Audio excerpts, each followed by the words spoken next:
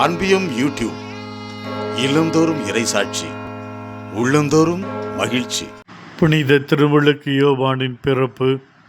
புனித திருமுழுக்கு யோவான் ஆண்டவரின் விருப்பப்படி குழந்தையாய் பிறந்தவுடன் அவருக்கு பெயரிட விரும்பும் போதும் தங்களுக்கு விருப்பமான பெயர் மூதாதையரின் பெயர் என்று தங்களுக்கு விருப்பமானவற்றுக்கு முதலிடம் கொடுக்கவில்லை. மாறாக கடவுளுக்கு முதலிடம் கொடுத்தார்கள். கடவுளுக்கு விருப்பமான பெயரை அவர்கள் சூட்டினார்கள். எல்லோருடைய எதிர்பார்ப்புகளும் குழந்தையின் மட்டில் எப்படிப்பட்டதாய் இருக்குமோ என்று பரிதபித்த வேளையில் ஆண்டவர் அக்குழந்தைக்கு உற்ற துணையாக இருந்தார்.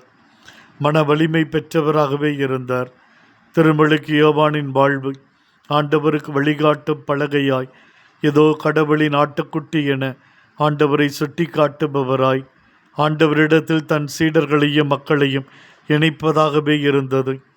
அவரின் துணிவான செய்திகள், நடவடிக்கைகள் மக்களின் விசுவாச வாழ்வுக்கு எழுச்சியை கொண்டு வந்தன. மனமாற்ற வாழ்வுக்கு பலரை அழைத்து வந்தன.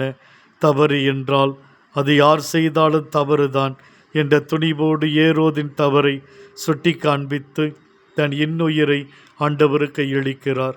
புனித திருமுழுக்கு யோவானே, நாங்களும் உம்மைப்போல ஆண்டவருக்கு சான்று பகர்கின்றவர்களாய் வாழவும் அவருக்கு பிரியமான பரிசுத்த வாழ்க்கை வாழவும் எங்களுக்காக வேண்டிக் கொள்ளும். ஆமேன். இந்த அன்பியம் யூடியூப் சேனலை நீங்கள் ஷேர் பண்ணுங்க, சப்ஸ்கிரைப் பண்ணுங்க, லைக் பண்ணுங்க. Wish you all the best.